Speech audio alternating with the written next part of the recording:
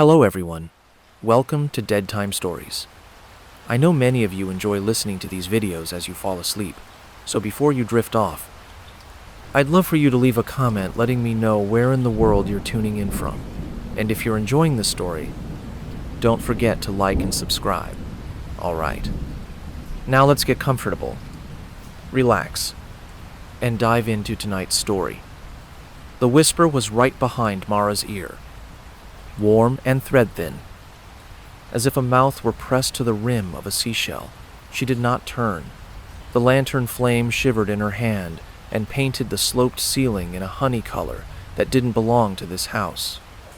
The rocking chair in the corner creaked once, then twice, then fell into a steady rhythm, the kind of rhythm a tired parent finds by instinct. "Do not let me stop," the whisper said. Only now she heard it as a plea, not a command. Letters were carved into the wall beside the chair. Deep, rash marks. The edges dark with age. "Do not let me stop." "Who's there?" Mara asked. Voice low. Her breath rose in white fog. The attic was colder than the floors below. Dust motes hung like stalled rain. Nothing answered except the chair, back and forth, back and forth. She set the lantern on a trunk and stepped closer. A white thread was looped around, one rocker runner trailing across the floorboards to vanishing under a stack of old quilts. She crouched, lifted a fold. Underneath, a metronome, a triangular wooden kind, ticked so faintly she'd mistaken it for a house sound. The weight swung, hesitant, like a heartbeat that couldn't quite commit. "Do not let me stop." The whisper breathed again, softer, as if embarrassed to ask. Mara's grandmother had once told her that some houses are like old people. Keep talking to them, or they drift. "All right," Mara said, which was ridiculous and also the only thing that felt possible. She steadied the metronome's swing with a fingertip. The ticking found its center. The whisper loosened. A sigh that seemed to come from the beams themselves. She stood very still. "If I keep you going," she said, "what do you keep from moving?" For a long moment, the house did not answer. Then, somewhere behind the wall, 3 slow taps, deliberate, polite, even, like knuckles on a door that had been bricked over. Morning made the attic banal. Dust, boxes, a stopped metronome that looked smaller in daylight. Mara carried it downstairs and set it on the kitchen table beside the kettle. The house groaned as the sun warmed it, plank by plank. The whisper was gone, replaced by coffee and birds. She found Mrs. Klein raking the row house's shared strip of yard, her cardigan buttoned wrong and her hair in a tidy helmet. "You moved into Elsie's place?"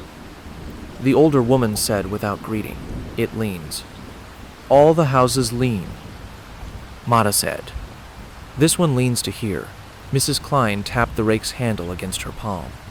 "Elsie used to sit the nights in that attic, said the boards remember better when you rock them."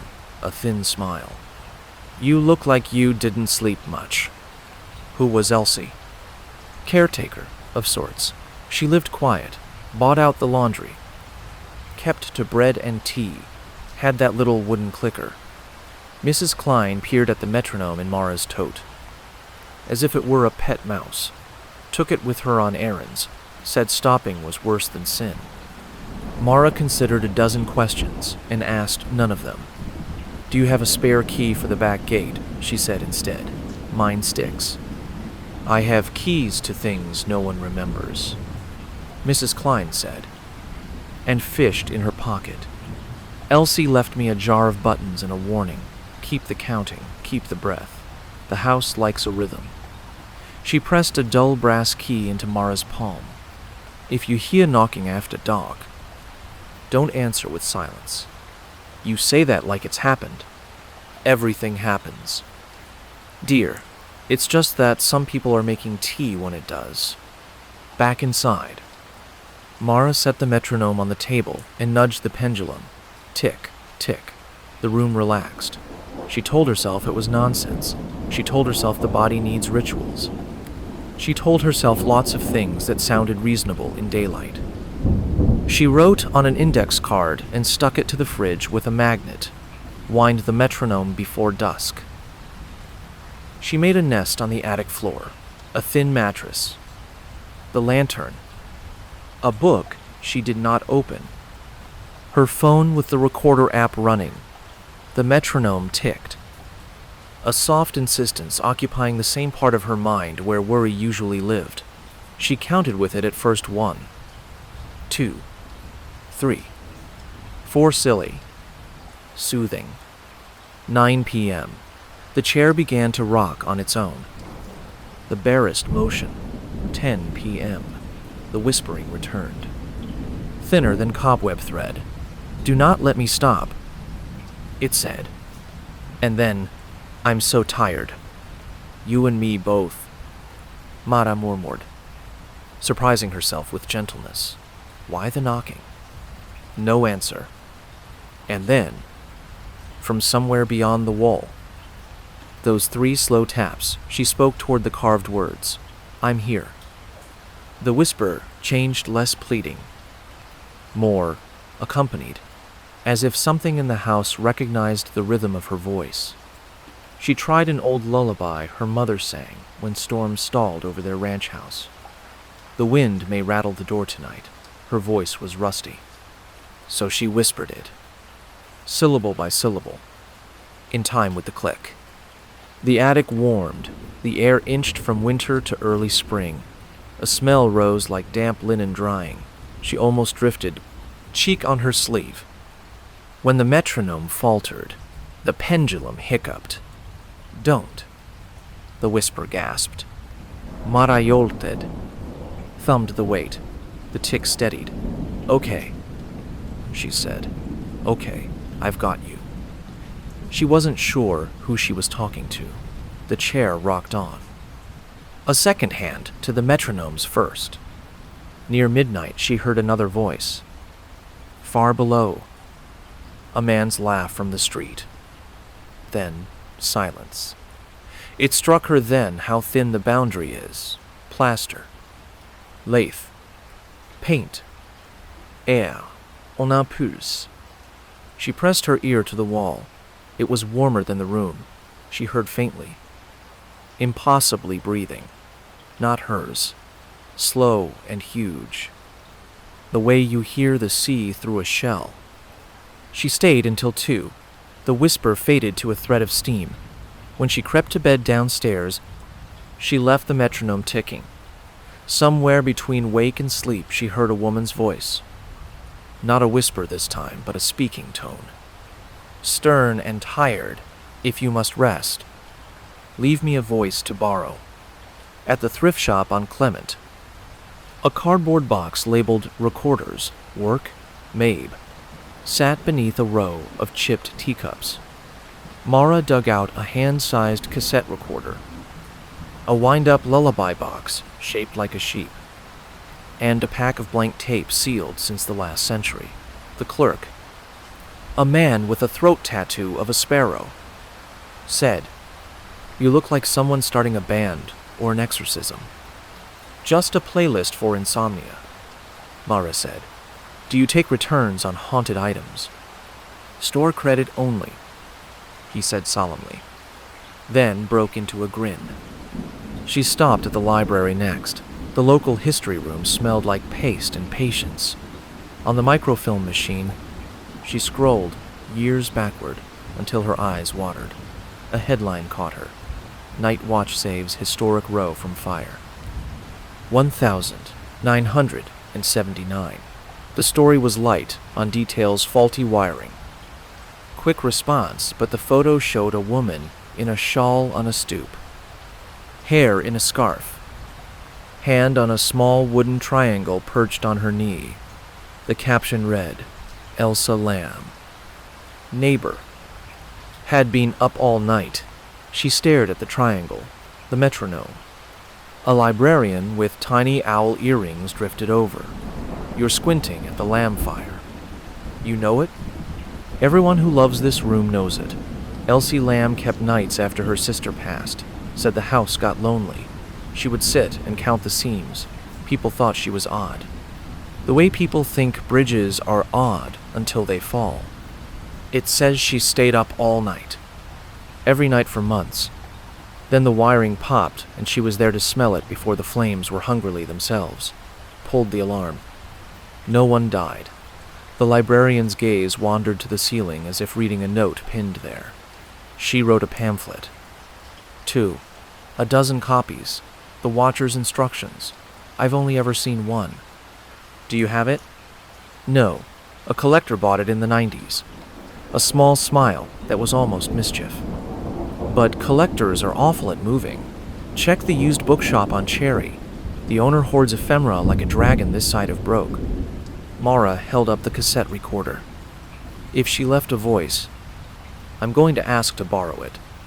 Some debts, never mind interest. The librarian said, be kind if something borrows you back. The bookshop on Cherry felt like a lung, air in. Dust ut. Papers, breathing. The owner, Rafa, had a magnifying visor perched on his forehead like a strange crown. I'm looking for a small pamphlet, Mara said, and described it. Rafa tugged a crate from under a table with the solemnity of a magician producing a rabbit. Out came church bulletins. Myographed plays. A hand-drawn map to an estate sale. And then, thin as a prayer card, The Watcher's Instructions by E. Lamb. It was typed on a manual machine. Letters uneven. Pages stapled crooked, inside. Sections with titles like On Rhythm, On Borrowing the Breath, If You Must Sleep. Her throat went tight. Like she was reading a letter to herself from a decade ago. $50. Rafa said, 40 if you promise to bring it back to show me how it ends. It doesn't end, Mara said, and paid the 50. Back home. She read aloud as if the house were a student and she its rarely trusted teacher. On Rhythm. Houses stitched by old hands require counting to hold. Choose a measure and keep it. Do not allow the measure to fail in the hours between dusk and dawn. The measure may be breath. Tapping. Rocking. Or a borrowed machine, see Appendix B, metronome. Sewing machine. Mantel clock. Appendix B was a list of mechanisms with notes: wind fully before dusk, oil monthly. If the tick lags, hum to cover the interval. On borrowing the breath, if you must sleep. Prepare a record of your voice that keeps the pattern. Lullabies are preferred. Syllables are beams. Rests are windows. Never brick your windows. If you leave your voice where the house can reach it. If you must sleep, a spool will do. A box will do. There is a breath beneath the boards. Treat it as you would a child in a fever-cool cloth. Low light. No suit in aloneness. If silence comes, knock 3 times to wake the room.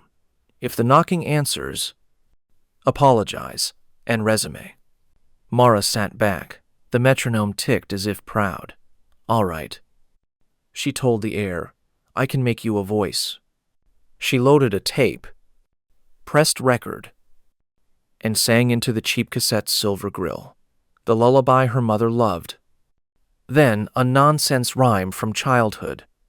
Then just counting softly up to 100 and back again. She spoke between, You're not alone, I'm counting with you.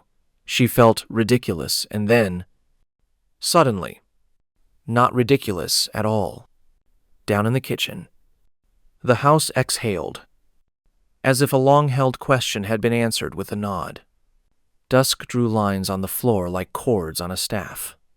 Mara wound the metronome until the spring throbbed beneath her fingers. She set the cassette by the rocking chair, pressed play, and listened to her own voice pour out small and tinny and dutiful.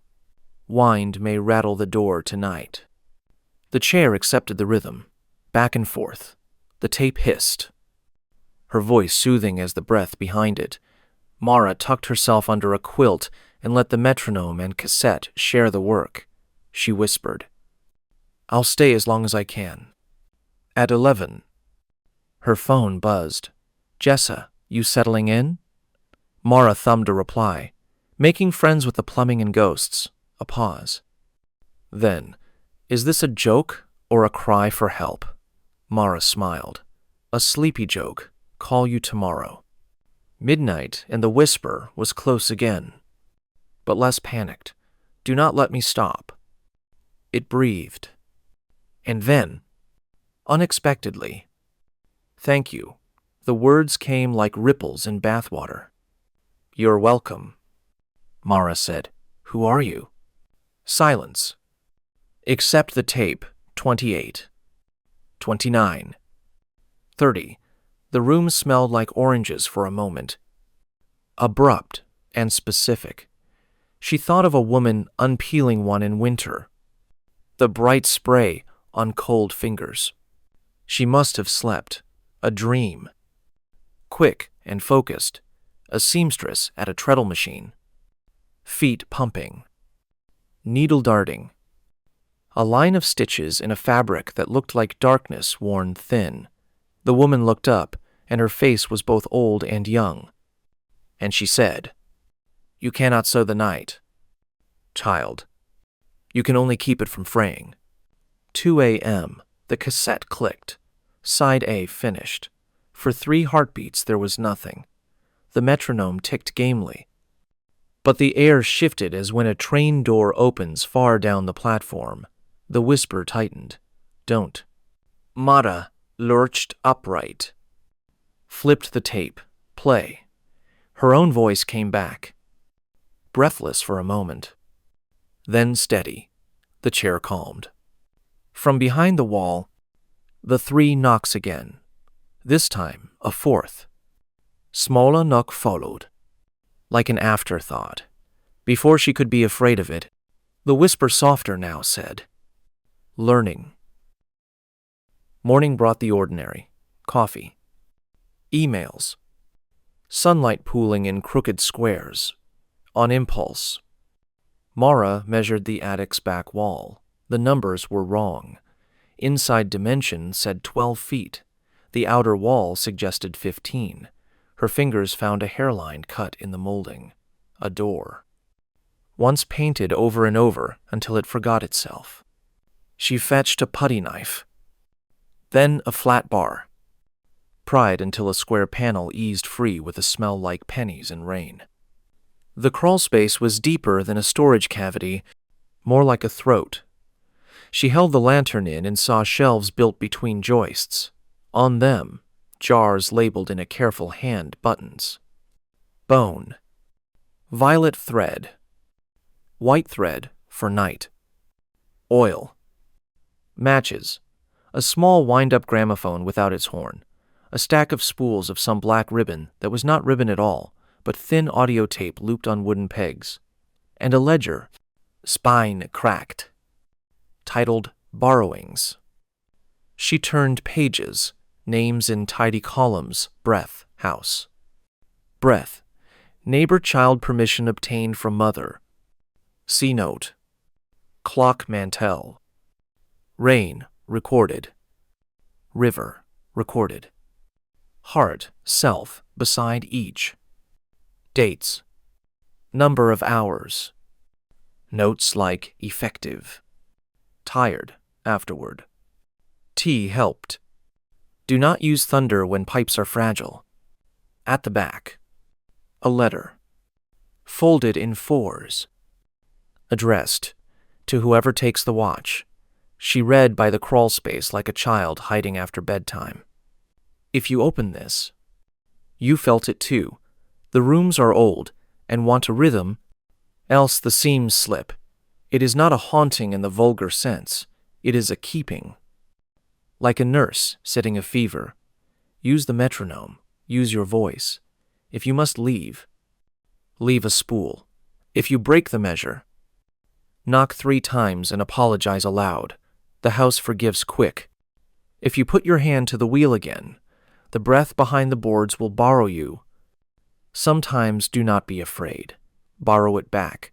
It does not want to be a person. It wants to be a room that remembers. Mara sat there a long time. The lantern low. The house quiet as a cat in a sun patch. She could have cried, but instead she laughed. A small, surprised sound. "All right. Elsie," she said to the dust. "We're colleagues." On her way down the stairs, she thumbed a text to Jessa. "Tonight I'll be busy being a human clock." Then, because she wasn't sure how to explain, she sent a photo of the ledger. "Don't freak out. It's wholesome weird. Be late afternoon." The sky wore a bruise in the west. The weather app said gusts with the kind of optimism that understates. Mara wound the metronome and oiled its pivot per Appendix B. She set up redundancies. Tape deck on fresh batteries. Phony voice, memoirs backup. The wind-up gramophone threaded with a loop of tape she'd recorded from the cassette, her voice counting. Humming. Apologizing when she lost her place. At dusk. The first pressure wave slapped the house. The windows rattled. The roof muttered old oaths. She began her watch earlier than usual, feeling faintly ridiculous and also like a nurse washing her hands. An ancient ritual that still keeps death at arm's length. "Evening," she said to the room. "We'll ride this out." The metronome ticked. The chair rocked. Her voice unspooled from the gramophone. Thin but persistent. "Hush now. Little bored. The night is long but good." She had made the lullaby silly on purpose, to remind herself that terror is sometimes a choice. 9:30. Lightning stitched a crooked seam across the sky. The power blinked. Came back. Thought again. And left. Silence rushed in. No refrigerator. No neighbor's radio through the wall. The gramophone faltered. The spring was short-winded. Mara wound it like a cranky toy until her wrist ached. The tape held its loop. 19. 20. 21. A branch raked the roof like nails across a tin lid. The whisper came fast and small. "Do not let me—" "I've got you," Mara said. "Borrow mine."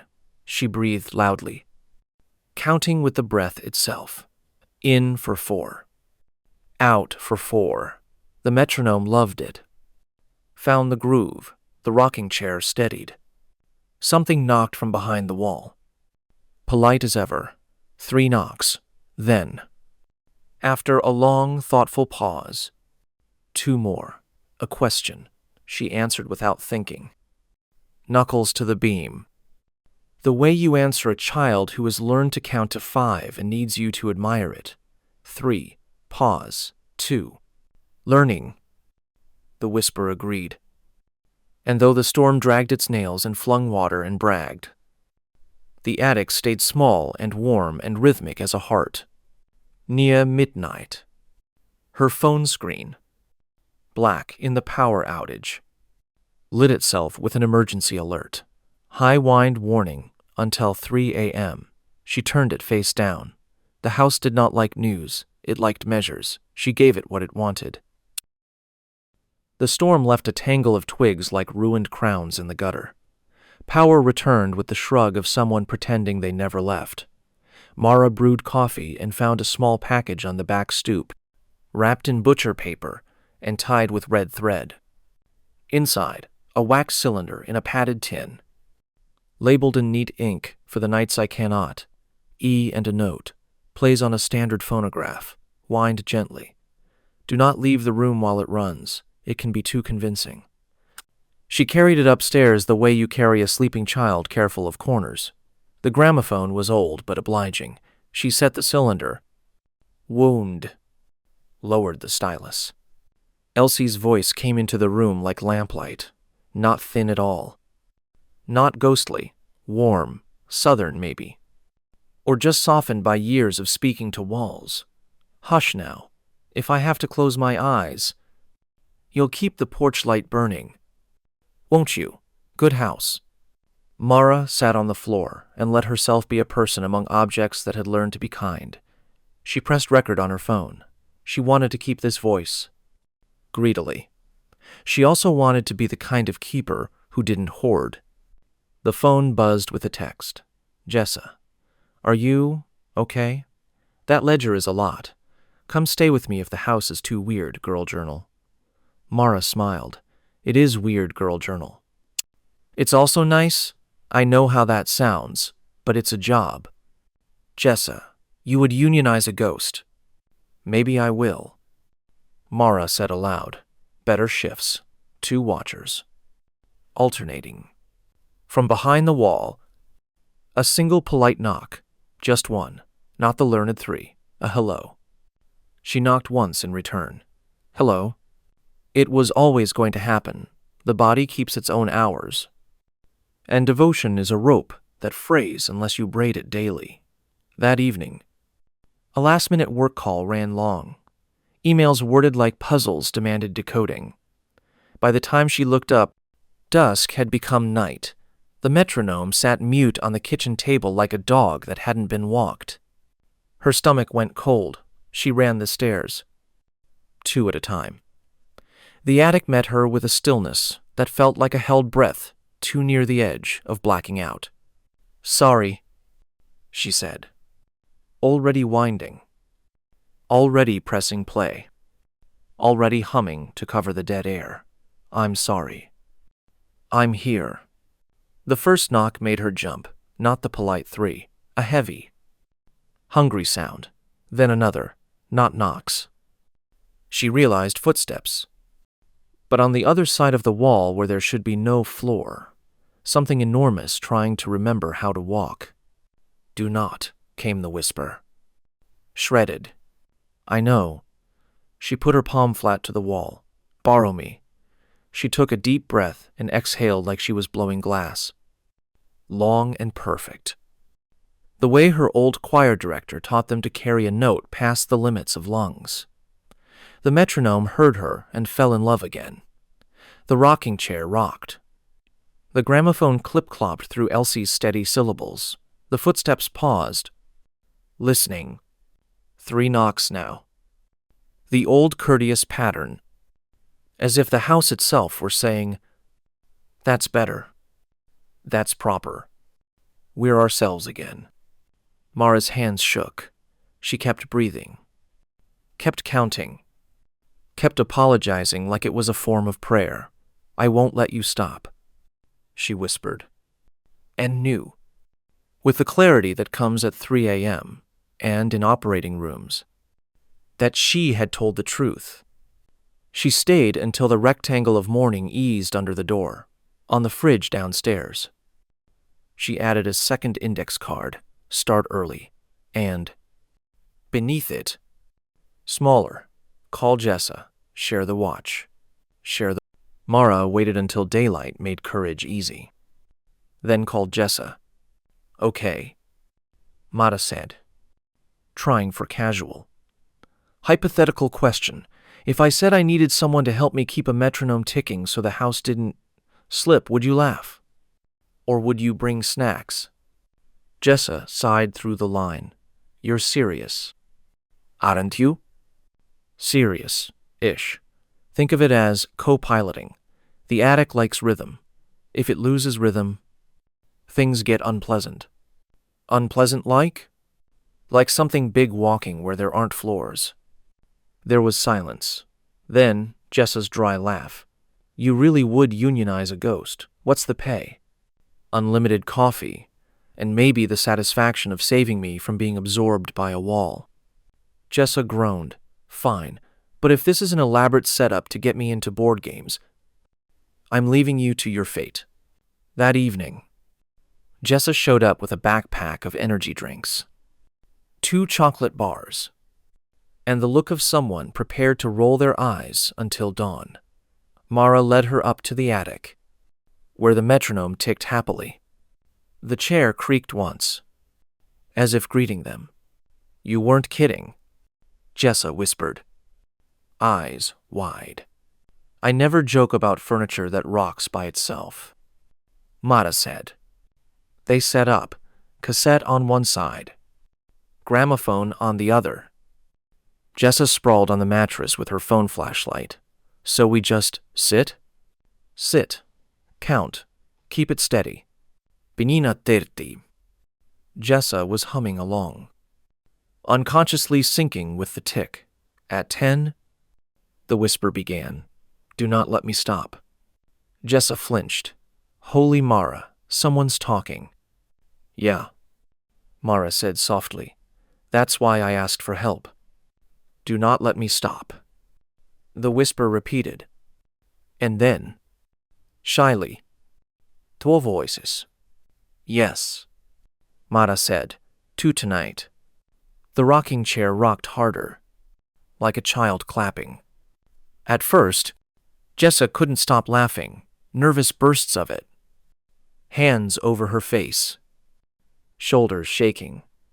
I can't believe I'm doing this. We're babysitting a building. Don't mock it. Mara warned gently. It listens. I know it listens. Yes, I said, lowering her voice. That's why I'm laughing instead of screaming. Around midnight, the whisper changed. It didn't just beg, it learned. It repeated fragments of their speech. Awkward, but eager. Like a toddler. Coffee. Yes, samutard. Coffee. The house breathed back. Sleepy. Mara said. Sleep, whispered the walls. Jessa froze. Did it just correct you? Mara nodded. It listens too well. By 1. The storm of laughter was gone, replaced with a shared hush. They were both sitting upright, leaning toward the wall as though expecting it to open. The metronome ticked, their voices layered with it. The chair creaking steady. The air grew warmer again, almost cozy. Then came a new sound light scratching from inside the wall, as if something were tracing letters. Jessa grabbed Mara's wrist. Tell me that's not rats. Mara leaned close. She saw flakes of plaster crumble, thin lines carved outward, visible on the surface. The scratching stopped, in uneven strokes. The wall now read, 2 watchers, stronger. Jessa Izalid. Voice shaking. It writes back. The whisper sighed. Pleased, do not let me stop. Mara felt it settle inside her ribs like an obligation. We won't, she said. Morning light revealed something new in the ledger. Mara had left it open on the crawlspace shelf. Last entry reading breath, self. Now. Below it, in tidy handwriting that was not hers. Breathe, Jessa. Jessa stared at it while sipping instant coffee. I didn't write that. I know, Mara said. And you didn't. I definitely didn't. They looked at each other, then back at the page. Well, Jessa said finally. Guess I'm on the payroll. She gave a shaky grin. Do I get dental? Mara almost smiled. You get to keep breathing. That evening, they wound the metronome together. Mara placed her hand over Jessa's. Once you're in the ledger, you're part of the rhythm. It knows you. You can't back out easy. Jessa swallowed. What happens if we mess up? Mara remembered the heavy footsteps. We don't mess up. Jessa sighed. This is exactly why I don't join book clubs. Too much commitment. Still, she stayed. That night, they both drifted half asleep to the rhythm. Mara dreamed of the seamstress again, needle darting in fabric that shimmered like wet night. This time Jessa was there, standing beside the woman, holding a spool. When Mara startled awake, Jessa did too. I saw you, Jessa whispered. In the dream, you were at the sewing machine. Mara's stomach dropped. You saw her? The woman? Yeah. She told me to hold the thread. I thought it was a dream. It was, Mara said slowly, but we had the same one. The whisper came, almost fond. Do not let me stop. Jessa's voice was small. Mara, what if we're not just watching the house? What if it's stitching us in? The following afternoon, Mara searched the crawlspace shelves again. Among the jars and dusty spools, one caught her eye. Unlike the others, this one was wrapped not in ribbon or thread, but in something that looked like hair fine. Dark strands wound in a perfect coil. A label read, "Spool, Shared Dream." She carried it into the attic. Unsettled by how it seemed to hum faintly in her palm, Jessa leaned back in the rocking chair. Watching her, that looks like the start of a horror movie. It's already a horror movie, Mara muttered. We're just characters who refuse to notice. The whisper stirred as soon as she placed the spool on the floorboards. Do not let me stop. Jessa frowned. It reacts to objects?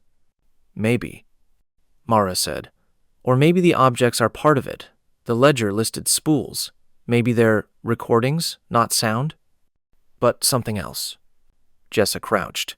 What happens if we unwind it? Mara's heart jolted. Don't.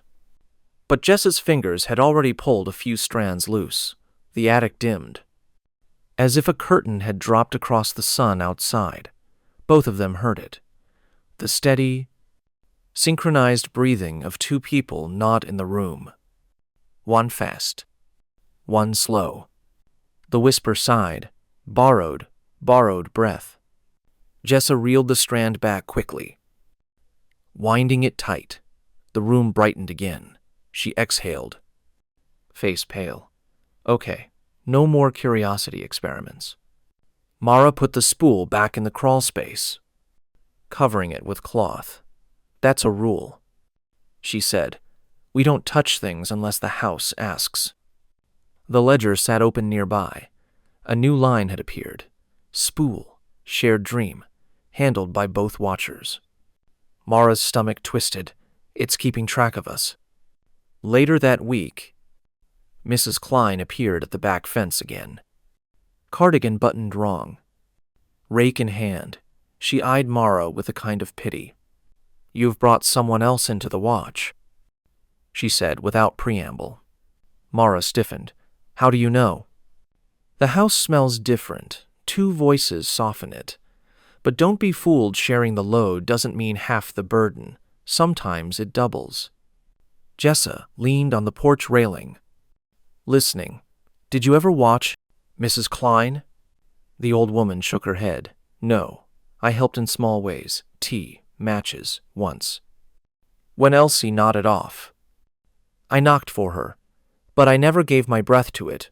That ledger is jealous. It doesn't erase names. Mara swallowed. So we're in it for good. Mrs. Klein tapped the rake against the ground. There are worse fates, you'll see. Just remember, if the house offers to show you everything, refuse politely. Some seams aren't meant to be counted. Jessa frowned.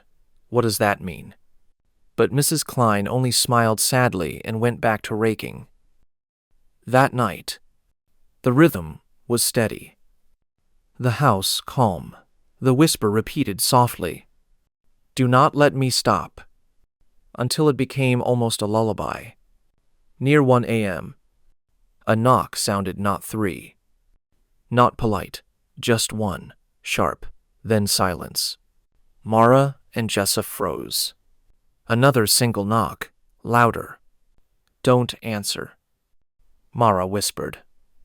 The whisper from the walls trembled. Do not, do not. Jessa reached for Mara's hand. What does one knock mean?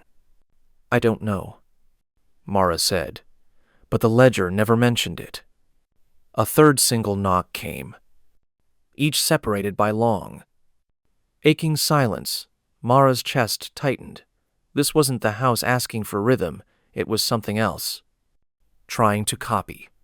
Finally, the whisper steadied. Louder now. Do not let it in. The chair rocked violently once. then stopped dead. The metronome faltered. Mara leapt forward, pushing the weight back into motion, humming fast. Desperately, Jessa joined in, clapping her hands in rhythm until her palms stung. The single knocking stopped, slowly. The whisper softened again. "Thank you, thank you." Jessa's face was white. "There's something else in here." Mara kept humming, even as fear burned her throat. "I know." That night, they both dreamed again. The seamstress was there. But so was something new. A tall figure stood at the far edge of the fabric, its face hidden behind a mask of reeds. It didn't sew. It only watched, hands twitching as if itching to pull the stitches apart. The seamstress didn't look up. She just whispered, "Don't let me stop. Keep the line tight." Jessa clutched the spool in the dream, whispering to Mara, "That's the thing that knocks." The masked figure tilted its head, listening. The sound of reeds rustling filled the dream until it felt like drowning. Mara woke with a shout, sweat soaking her sheets. Across the attic, Jessa gasped awake at the same moment.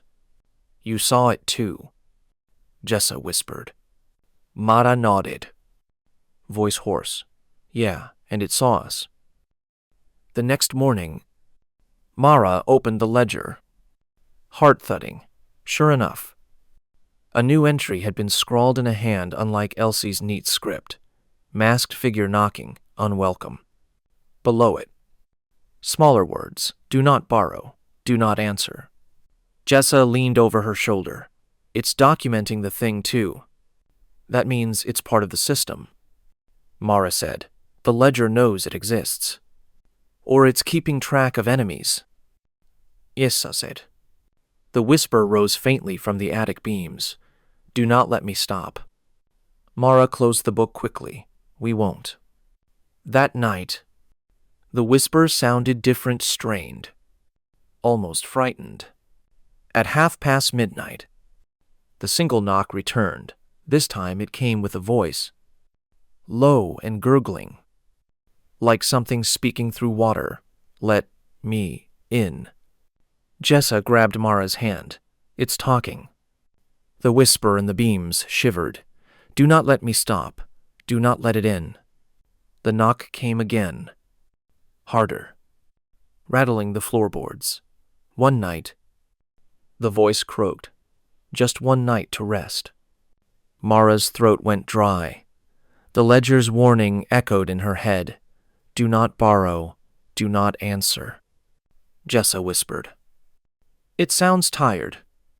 "That's how it gets you," Mara said. "It wants to trade places. If we stop, it slips in." The chair began to rock wildly, as if panicked. The metronome ticked too fast. The whisper rose. "Stay with me. Borrow me back. Do not let me stop." Mara clapped in rhythm, louder and louder, until her palms stung again. Jessa joined, voice breaking but determined. Finally, the knocking ceased. The masked figure's voice dwindled to a sigh that sounded almost human. Soon, the house settled. Whisper soft again. "Thank you, thank you." Jessa's eyes were wet. "Mara, how long can we keep this up?" Mara didn't answer. She just reached for the metronome and wound it tight. The following afternoon, Mara noticed a thin crack splitting across the attic's back wall, right where the masked figure had seemed to stand in their shared dream. At first, it looked like nothing more than age-old plaster giving way, but when she pressed her ear to it, she didn't hear wind. She heard faint, steady breathing. Jessa crouched beside her. "That wasn't there yesterday." "No," Mara said quietly. "It wasn't." The whisper came from the beams, strained. "Do not let me stop." Jessa touched the crack with one finger. The plaster was damp, as if something wet pressed from the other side. She pulled her hand back fast. It's pushing through. Mara went to the crawl space, flipping frantically through the ledger, buried in the back. In faded pencil, she found a passage.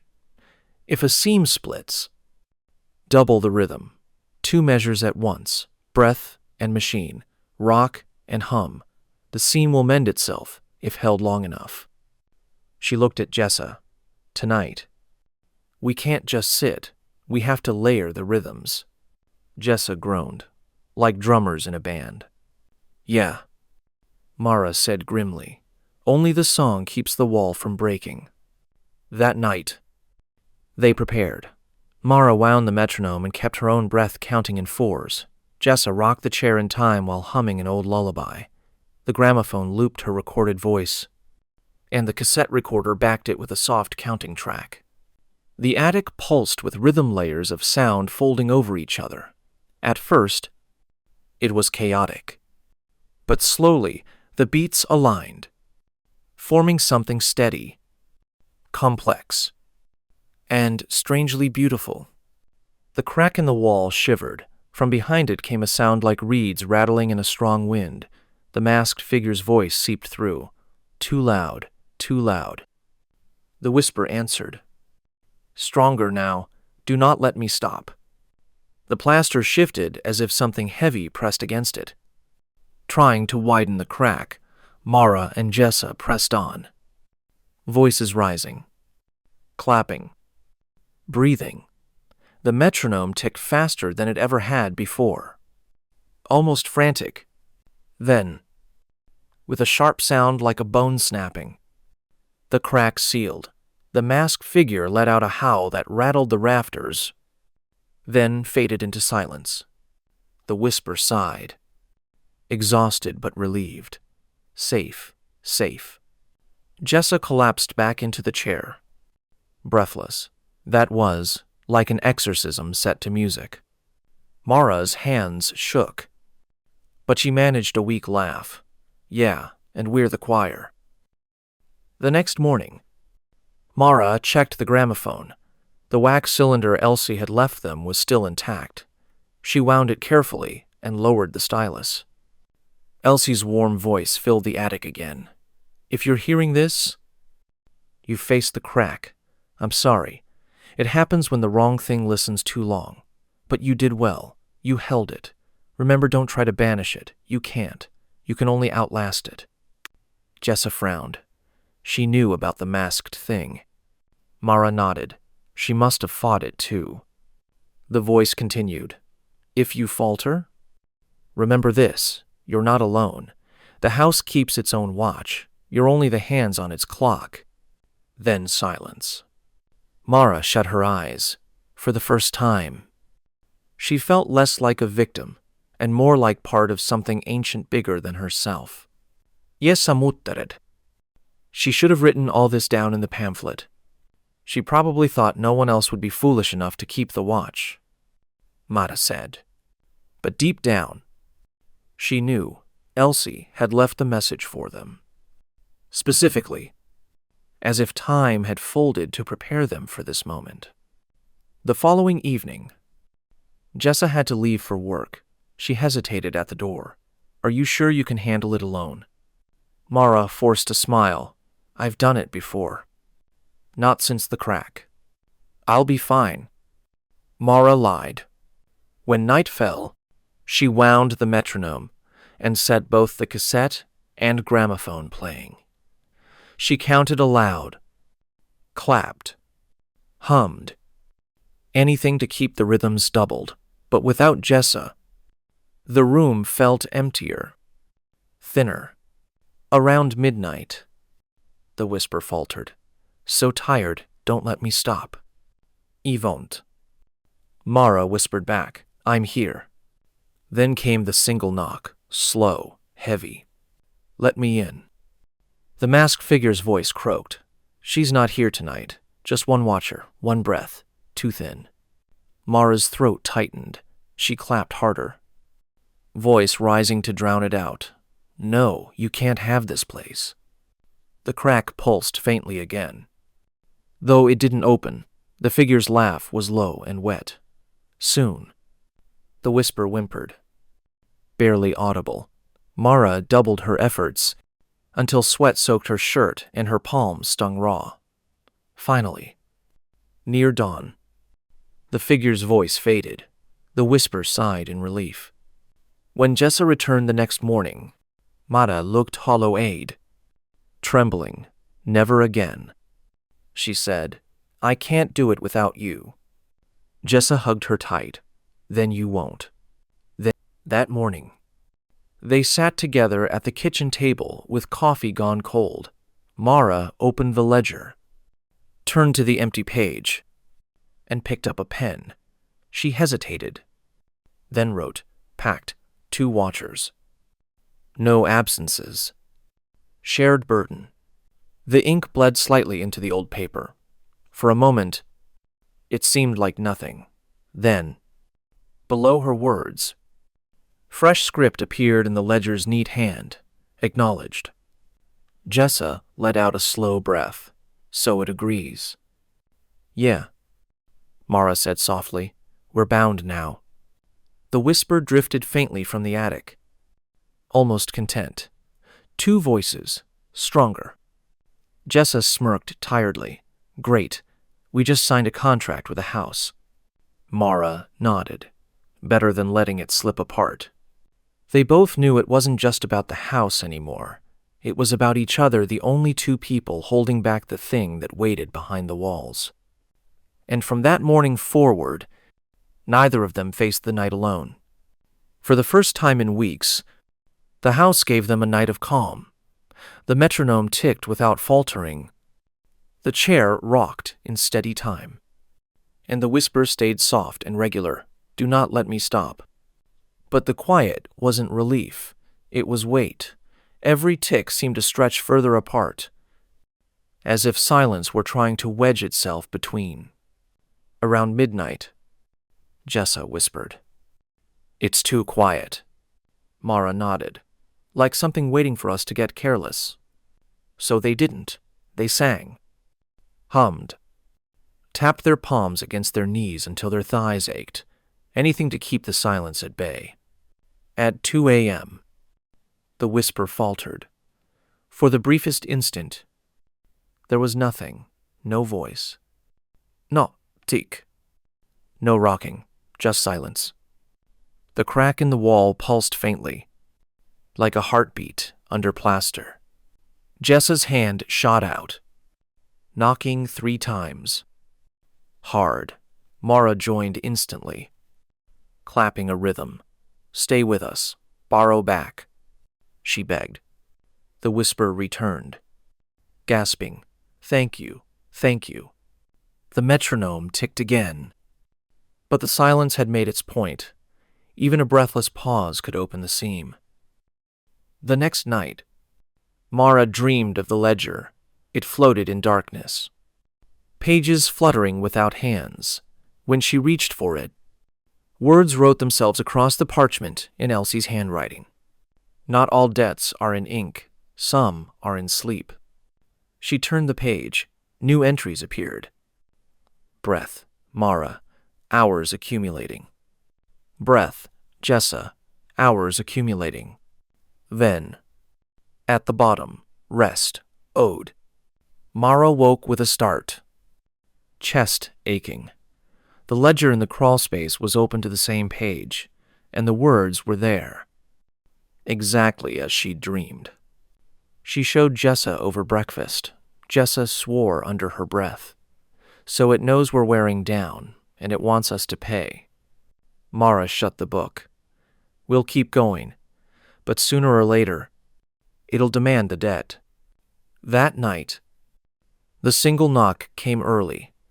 Before the whisper could even settle, the masked voice slid through the wall like oil. You are tired. It croaked.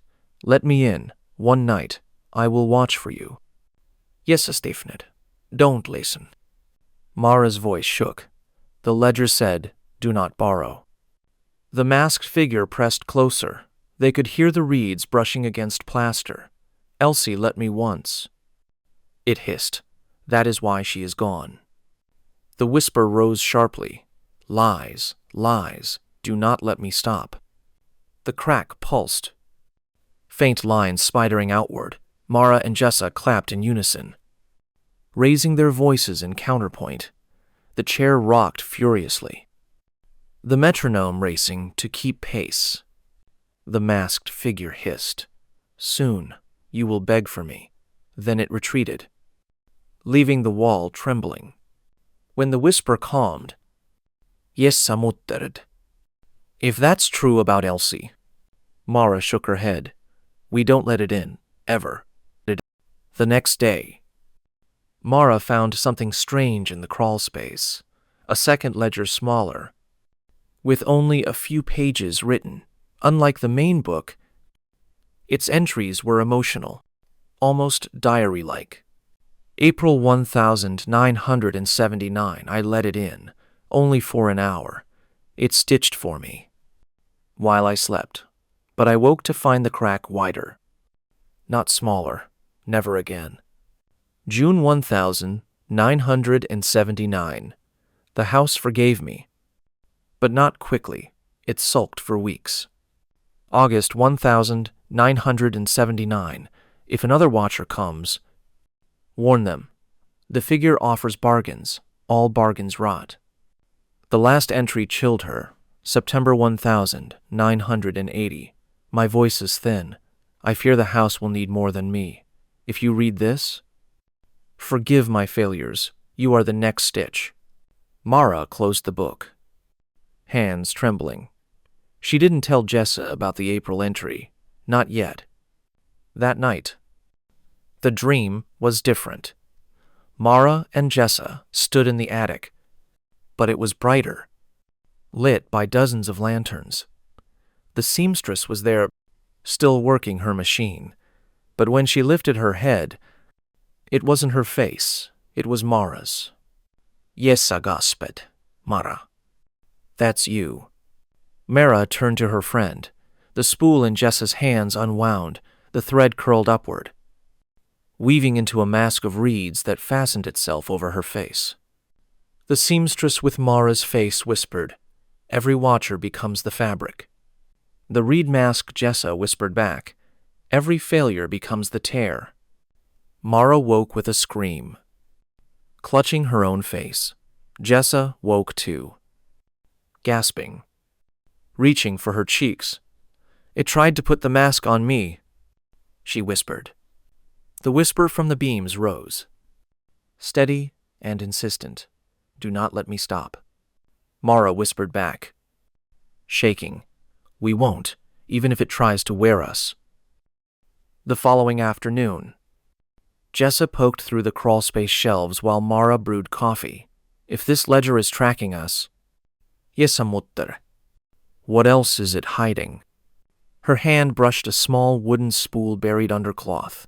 Unlike the others, this one was split down the middle, wood jagged, as if someone had tried to snap it in two.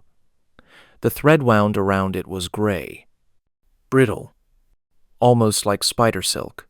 The label read, Failed Borrowing. Mara frowned when she saw it. Put that back. Wait. Yes, I said, holding it up to the light. If a borrowing fails, what does that even mean? The whisper stirred faintly in the beams. Do not speak of failures. The air grew colder. Dust trembled from the rafters. Jessa's face paled. She slipped the spool back under the cloth. Okay, not asking. Mara closed the crawl space firmly. Some debts we don't need to understand. The whisper sighed in relief, as though a dangerous subject had been set aside. But Mara couldn't shake the thought. What had Elsie tried to borrow? And why had it broken? For weeks. The figure had only come at night, but on a gray morning, as rain tapped at the windows, Mara glanced up from her coffee and froze. Outside the fence, half hidden in the reeds of the marsh, a tall shape stood. Its face was masked in woven reeds. Dripping with rain, It didn't move. It only watched. Mara's blood turned to ice. "Jessa," she whispered. Jessa joined her at the window. "Oh God, it's here, in daylight." The whisper stirred faintly through the floorboards. Panicked. "Do not let me stop. Do not let it near." Mara yanked the curtains shut. "It can't come inside, not unless we let it." But all day, they felt its presence pressing against the house. Every time Mara glanced out, she swore the figure was closer first at the marsh edge, then by the fence, then standing right at the back gate. It's Hiltilde. When night came, it vanished, but the crack in the attic wall pulsed faintly again, as if its nearness had weakened the seam. That night, the single knock came louder than ever. "Let me in," the masked figure croaked. "I can hold the crack for you. I can sew when you sleep. You owe me rest." Jessa clutched Mara's hand. "Don't listen." The whisper cried out, louder than before. "Do not let me stop. Do not borrow. Do not answer." But the masked figure pressed closer, its voice sliding like water through plaster. "Elsie let me once. She slept. She dreamed. She lived another year because of me." The crack in the wall widened slightly, a hairline split glimmering with dampness. Mara and Jessa doubled their rhythm, clapping, humming, breathing.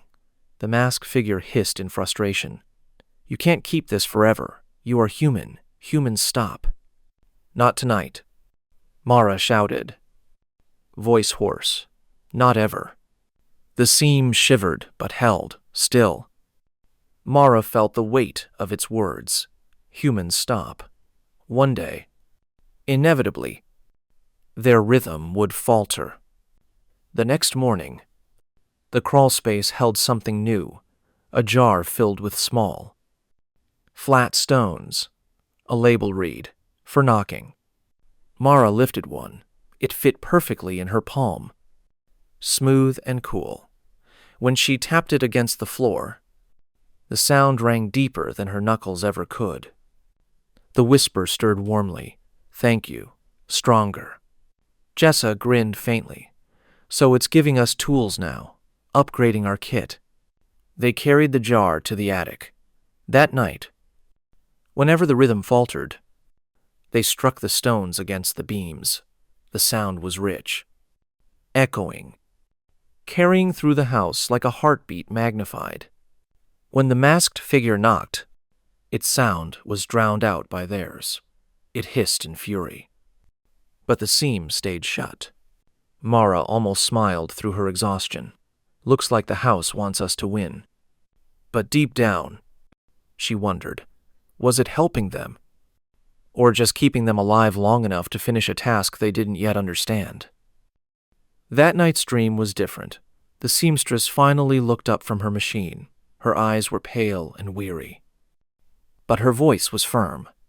"You are doing well," she said, "but you must know, the mask is patient. It has all the time in the world. You do not." Jessa clutched the spool in the dream. "What happens if we fail?" The seamstress's gaze grew sharp. "Then the house unravels, and you unravel with it." Mara whispered, "What are we sewing?" The woman's needle paused. She gestured at the fabric stretching out endlessly before her. It was black, but not empty. Within it shimmered faint stars, glimmers of light stitched into vast darkness. "The night," she said simply, without rhythm. "It tears, and when it tears, what waits outside comes in." The masked figure's reeds rustled in the distance, louder than ever. Mara woke with the seamstress's words ringing in her ears. "You are sewing the night itself." The morning after the dream, Mara noticed something strange. On the floor of the attic, faint lines of black thread stretched across the boards. They weren't there the night before. Thin, taut strands that shimmered when light struck them, like spider silk woven into wood grain. Jessa, Mara whispered. Jessa crouched, staring. Oh God, it's coming through, the stitching. The whisper stirred faintly. Not panicked this time, but steady. Do not let me stop. Sewing. Mara touched one of the threads. It was warm, pulsing faintly, as though alive. She pulled her hand back quickly. It's sewing, even when we're awake now. Jessa bit her lip. Is that good or terrifying? Both, Mara said. They left the threads untouched, but throughout the day, they swore they could hear the faint click of a needle, even with no one in the attic. That evening, as dusk fell, Mara carried tea to the attic. She froze halfway up the stairs. A shadow leaned across the landing window, tall, narrow, reeds brushing the glass. The masked figure stood outside, staring in. Mara's breath caught. Jessa, she hissed. Jessa came running, eyes widening at the sight. It's not supposed to get that close. The figure didn't move. Its reed mask swayed faintly, as though in a wind only it could feel. Then came the knock from the window itself, slow, deliberate. The whisper rose. Urgent. Do not let it near. Do not let it stop. Mara yanked the curtain shut. Heart pounding, the knock echoed once more. Then silence. When she peeked again, the figure was gone. But the glass bore 3 faint scratches, as though reeds had dragged across it. That night, the ledger lay open on the crawlspace shelf, its newest entry written in bold, unfamiliar strokes. Pay rest. Mara stared at it, throat dry. It's calling in the dead. Jessa shook her head. Rest? That's the one thing we can't give. The whisper rose faintly. Do not let me stop. Borrow rest. Not silence. Mara frowned. Borrow rest. Maybe it means we need to use the recordings. Let the house borrow our voices while we sleep. But what if that's not enough? Jessa asked. What if it wants more than just sound?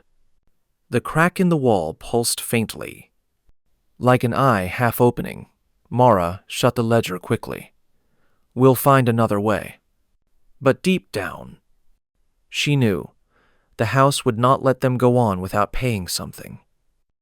Exhaustion finally caught them. One night, after hours of rhythm, both watchers drifted. Mara's head sagged forward. Jessa's hands stilled on the chair. The cassette kept playing, their recorded voices whispering lullabies and counting. The metronome ticked. Faithful. The whisper didn't falter. It borrowed their voices from the tape, carrying the rhythm forward. But in their dreams, both women felt themselves being pulled. They floated above the attic, their breath stolen. Woven into the black fabric, the seamstress stitched. Is this how we pay? Jessa whispered in the dream. The seamstress nodded once. Not unkind. Every watcher must give some part of themselves. When they woke, dawn light filled the attic. The rhythms had held, but they both felt drained, as if they hadn't slept at all. And in the ledger, a new entry gleamed. Rest partially paid. The following night, the masked figure returned with a new tactic. It didn't knock. It spoke not through the wall this time, but through the recordings. The cassette stuttered mid-playback, then shifted. Instead of Mara's voice counting, the masked figure's voice spilled from the speaker. Let me in, let me in. I can give you true rest. Jessa slapped the stop button, eyes wide. It's hijacking the tapes. The whisper rose in panic. Do not borrow. Do not answer. The gramophone followed, Elsie's voice warping into the masked figure's gurgle. Elsie let me once. You can too. Mara grabbed both devices, pulling the plugs, winding down the springs. No, we don't let it use our voices against us. The attic shook with rage. The crack in the wall split a fraction wider. Dust falling. The whisper cried, "Hold the rhythm. Hold." They clapped and hummed until their throats were raw, refusing to yield. Finally, the wall stilled. The figure's voice faded, leaving only silence. Mara whispered hoarsely, "It's learning. Next time it'll try something worse." Jessa nodded, terrified, and were running out of strength. For weeks, the whisper had only repeated its plea, "Do not let me stop." But after the masked figure hijacked the tapes, something changed. That night, as Mara and Jessa clapped and hummed, the voice rose louder, clearer. "You are mine," it said, slow and halting, as if learning how to speak. "Not prisoner, not prey, watchers, mine." Jessa froze. "It's talking to us." The voice swelled again, steadying into a tone almost human. "You sow the night. I keep the dark from tearing. You keep me. We are one." Mara's eyes burned. "You never said that before." "Could not," the whisper replied. "Needed breath, needed years. You gave. I borrow. Now I tell. Do not let it in. It is unmaking." The metronome ticked in fierce agreement. The chair rocked as if nodding. For the first time, Mara understood. The house wasn't just pleading for survival. It was choosing them. That night, both watchers shared another dream. They stood before the seamstress, who stitched faster than ever. Threads glowed silver in her hands. But behind her, the masked figure loomed larger, its reed face splitting at the seams. From within, shadows pulsed like wings straining to break free. The seamstress's voice was sharp. "It waits for your silence. Do not rest too long." Jessa whispered, "What happens if it wins?" The seamstress's pale eyes met hers. "Then you do not wake." The figure moved closer, and for the first time it spoke in the dream. Its voice was smoother, richer, more human than in waking life. "Let me sew, one night. You will sleep like children. No debt, no ledger." Mara grabbed Jessa's hand. "Don't listen, it lies." The seamstress drove her needle down with a crack like thunder. The dream shattered. Both women woke gasping, hearts pounding. The whisper rose immediately, fierce and commanding. "Do not borrow, do not answer, mine." The next morning, Mrs. Klein appeared at the fence again. Her rake hung limp in her hands. She looked more fragile than usual. Cardigan buttoned askew. "You've heard it, haven't you?" she asked softly.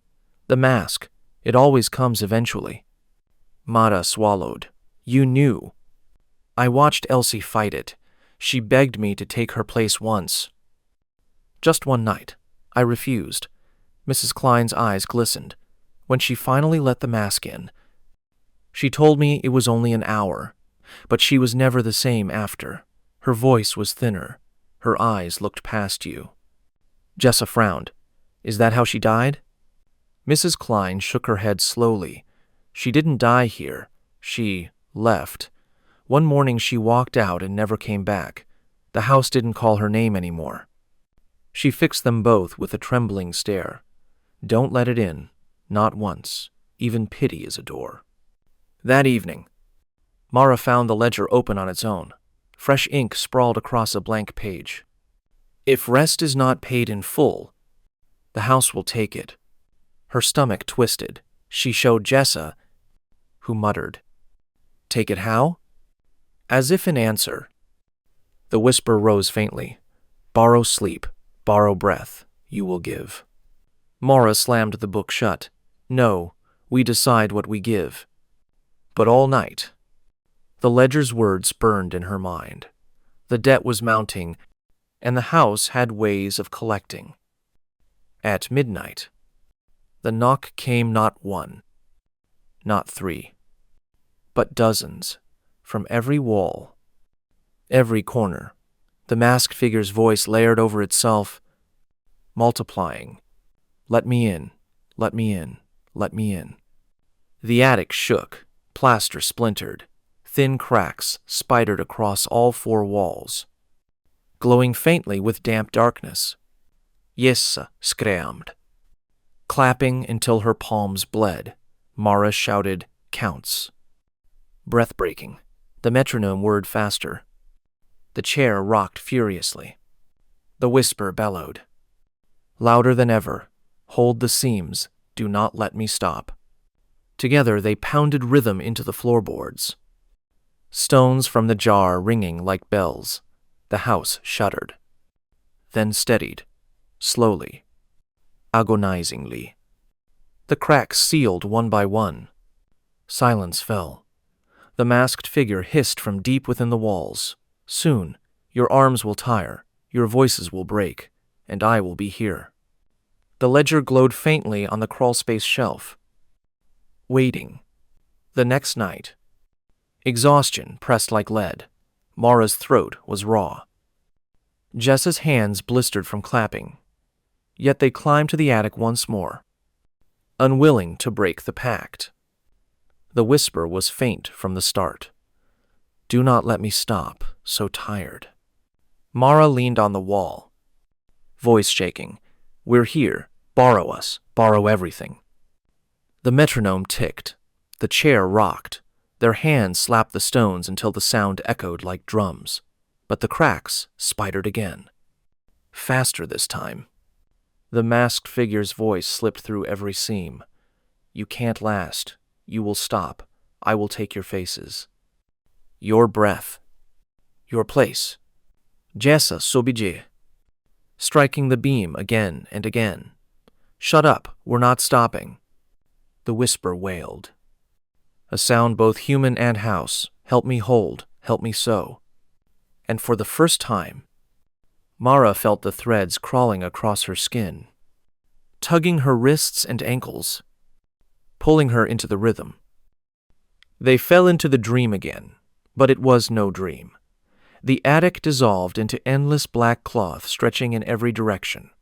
Stars gleamed faintly, stitched in with shimmering silver. The seamstress sat at her machine, frantic, hair falling in her eyes. "Too much, too wide. I can't keep it alone." Mara and Jessa looked down. Threads ran from their bodies into the fabric, binding their limbs to the cloth. Each movement they made tugged the stitches tighter. The masked figure rose beyond the seamstress, huge now, reds splitting, face gaping like a wound. "Stop sewing." It boomed. "Rest. Let me finish. Let me in." Mara gritted her teeth, pulling the threads taut with her arms. Jessa did the same. Together they wove, their movements dragging silver lines across the cloth, repairing tears as fast as they appeared. The seamstress cried out, "Yes, borrow your strength. Sew with me." The figure howled, rushing forward, but every stitch held it back. They woke gasping on the attic floor. Threads still clung faintly to their skin, falling like mist. The ledger lay open, pages turning on their own. Fresh ink sprawled across both sheets. Breath paid. Rest paid. Pact fulfilled. Below it, in larger letters, "The watch is yours." Jessa started, trembling. It means, "Elsie's is done, ours begins." The whisper rose, steadier than ever, not pleading now, but resolved. "Do not let me stop. Together, always." Mara pressed her forehead to the beams. "We accept. We'll hold it." The metronome ticked in solemn agreement. That night, The masked figure came one final time. The single knock boomed so hard the whole house shook. Cracks erupted, light spilling from within. But Mara and Jessa were ready. They sang, clapped, rocked, breathed all at once, their rhythms layering into a storm. Threads of silver spun from their movements, sealing every seam. The figure screamed, voice shredding like reeds in a fire. You cannot last forever. Humans die. Mara shouted back. Then we'll teach the house to sew without us. The whisper bellowed, stronger than ever. Do not let me stop. And the masked figure shrank, pulled back into the darkness behind the wall. Its voice dwindled into a hiss, then silence. The cracks sealed. The house exhaled in peace. Dawn painted the attic gold. The metronome ticked steady. The chair swayed gently. The threads across the floor glimmered faintly like dew. Mara and Jessa sat side by side, exhausted but unbroken. The ledger closed itself with a quiet snap. From the beams, the whisper came not weak, not desperate, strong, grateful, almost proud. You are mine, and I am yours, together. We hold the night. Mara closed her eyes. Jessa squeezed her hand. Neither spoke. They didn't need to. Outside, the marsh whispered with reeds. The world went on. Unaware, but in the crooked house at its edge, two watchers kept rhythm. And as long as they did, the night would not tear.